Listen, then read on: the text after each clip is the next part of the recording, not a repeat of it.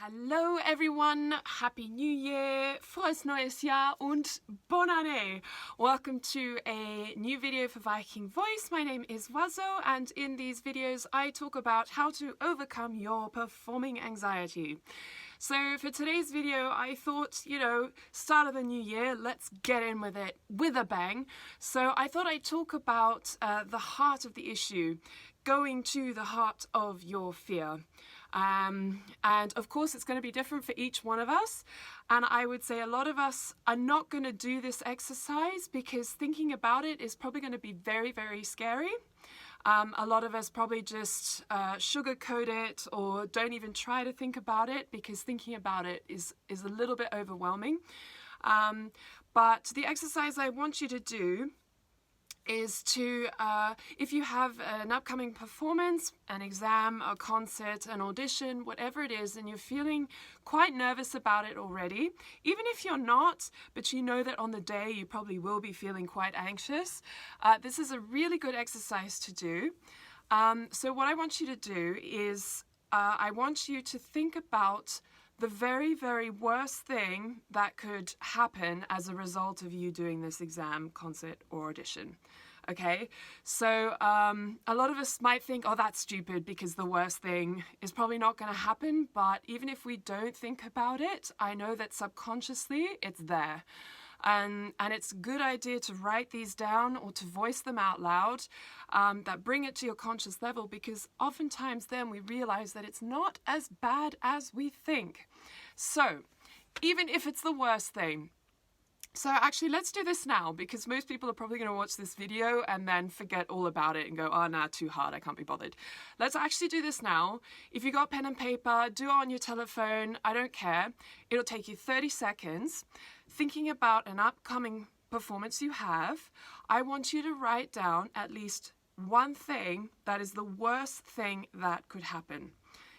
So for me, in the past, if I, let's say, was doing an exam or concert, I think a lot of the times, well, there were two reasons why I would freak out so much, is because of the people I had to perform to. I was always nervous performing in front of people.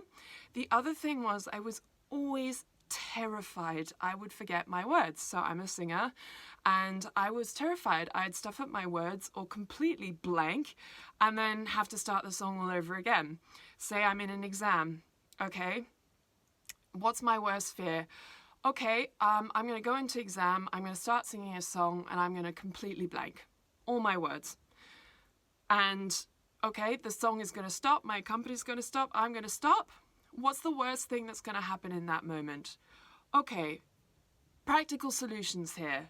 First practical solution is I will ask to start again. I will ask to start that song again. Number two, if it keeps happening, okay, in that moment, what's the worst thing that could happen? Well, I'll ask to start again, or I will ask to look at the music. I will actually look at the music, refresh my memory. I know that I know it, but because I'm so stressed, and the more I stuff up, the more I stress. So I will actually take a moment, even if I have to say to the examiner, I need 5 minutes. Okay, I need 5 minutes. Take a drink of water, take 5 minutes just to be by yourself. Gather your nerves, okay? Just take a few deep breaths. Look at the words that you think you keep forgetting, okay? And do it again. If you feel that you're still going to stuff up, the third thing to try is to actually perform the song with the music. You know what? There's a reason why it's your exam. You can decide what to do and what works best for you because it's your exam, okay?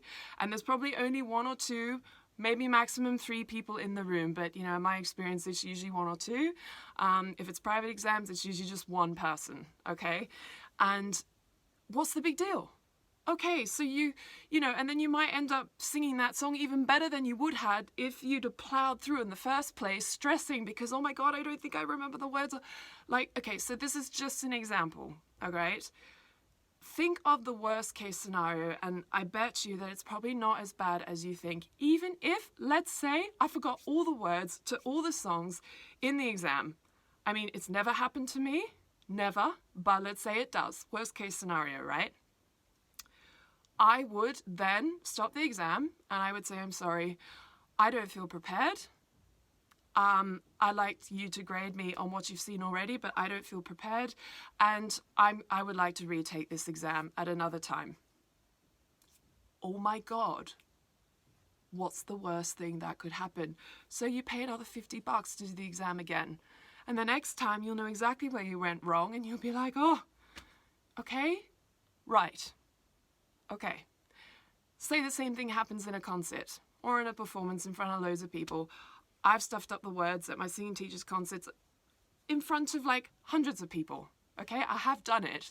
In one recent memory, I actually did do it. It wasn't recent, it was over 10 years ago, but one of the last concerts I did, I remember being so nervous because there were so many people in that room watching. And they were all just friends and family and parents and whoever.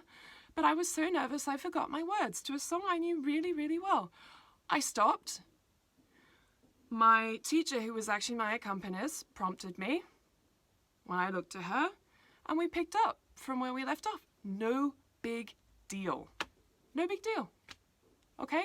No big deal. So, if you haven't already, maybe pause this video because I know I'm talking a lot, it's hard to concentrate. Pause this video and write down what would be the worst case scenario. Okay?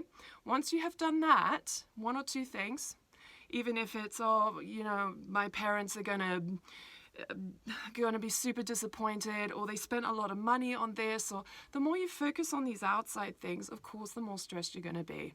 So write it down on a piece of paper, and then I want you to write down practical steps of what you would do if that situation came to pass. Let's say you got up on stage, you tripped over your dress, and you fell flat on your face. Are you gonna die? Yeah, no. I mean, if you do it in front of your entire school and people laugh, so what? Make it into a fun story that you'll always be able to tell. Make it your weapon. Yeah, guys, I bet you've never fallen flat on your face in front of 300 people. Ha, well, I have, and I can tell you how it feels. If you're a fan of Jennifer Lawrence, I love Jennifer Lawrence. She's a wonderful actress. And an Oscar, she won Best Oscar for, I think it was Silver Linings Playbook, for Best Actress, when she was walking up the stairs, this in front of like a televised worldwide audience of millions, guys. She tripped on her dress, I think it was going up the stairs, and she fell flat on her face. And so what? She's still acting, she's still earning millions, she's still doing really well, but what did she do when she got up there? She wasn't like, oh my God, this is terrible, oh, I'm so sorry. No, she made a joke out of it, because guess what? It's funny. It's funny. And she was just like, yeah, I bet you all the competitors in this category were thinking like, yeah, silly girl fell on her face, like awesome. I can guarantee you that whatever happens, the worst case scenario actually at the end of the day is that you would die. And let's be honest, how realistic is that? I mean, the amount of times I have felt nervous before every single performance, and am I still here? Yes. The amount of times I've stuffed up, am I still here? Yes. It is not a big deal. You can still have a career. You can still get a good grade. I remember in exams, I actually asked, very politely, to stop and start again, and I still got A's, people, okay? I still got A's. So, this bears repeating, right? So if you haven't done it, if you don't want to do it now, maybe do it later when you get a quiet moment, but I would recommend doing it now. Just do it now. What have you got to lose? 30 seconds. Write down the worst case scenario, and then write down 1, 2, or 3 practical steps that you would take in that situation. Literally, what would you do? Okay, and then that might actually help calm you down because you realize those steps are practical and it's not as bad as you think. Often it takes making a mistake in a high stress situation like that to actually make your brain realize that you're not going to die and it's not the worst thing that can happen to you. All right? You still have people that love you.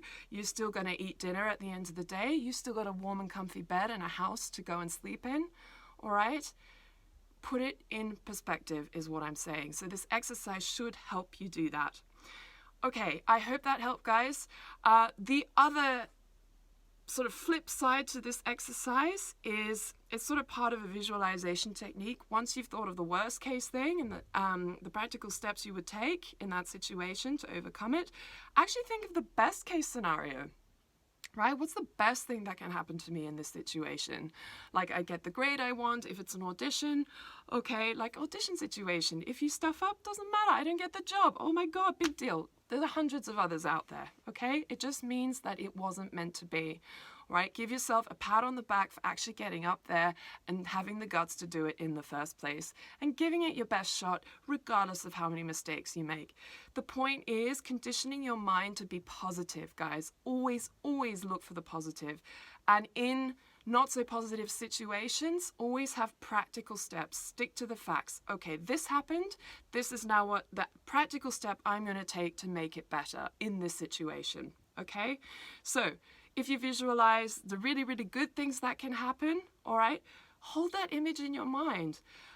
Also try and attach feelings to it, not just images, but if you're in an exam, imagine the examiner really smiling at you, really sort of being intense, listening to you. Same thing with your audience if you're doing a concert, same thing if you're in an audition and you've got a panel in front of you. Like, imagine really with feeling how it would feel to do a good job, and know that regardless of what happens in that room, regardless of what happens, you are going to walk off there or out of that room and give yourself positive feedback. Look for the positive things that you can congratulate yourself for after doing that performance, okay? Even if it's, I didn't fall flat on my face. I made a mistake, but I didn't fall flat on my face. Win. Perfect. Amazing. Okay? So do those exercises, guys. I really hope they help. And if you want to see more techniques, all this channel is about techniques as well as my own creative outlet to basically get back into singing, because I'm someone that has suffered from extreme performance anxiety my entire life and stopped singing after a music degree and after like a whole childhood of singing. I stopped singing for 10 years. So I basically just got back into it 3 months ago, and this is really techniques that I have found that have really, really helped me start to overcome my singing. I do have different playlists if you want to see my singing, if you're interested at all. I really appreciate some song requests or positive feedback. You can click the link here. It'll pop up here somewhere. And if you're interested in seeing other techniques, other videos that I've done talking about performance anxiety and sort of tips and tricks to help you overcome them, that should now also pop up here somewhere. So feel free to browse that. I would also really appreciate if you give this video a like and subscribe to my channel, which just means that any new videos I make will come to the top of your feed, and hopefully they will be useful for you. Also, please share with anybody who you feel would benefit from these videos. Having said that, guys, enjoy, and I will see you in the next one. Bye.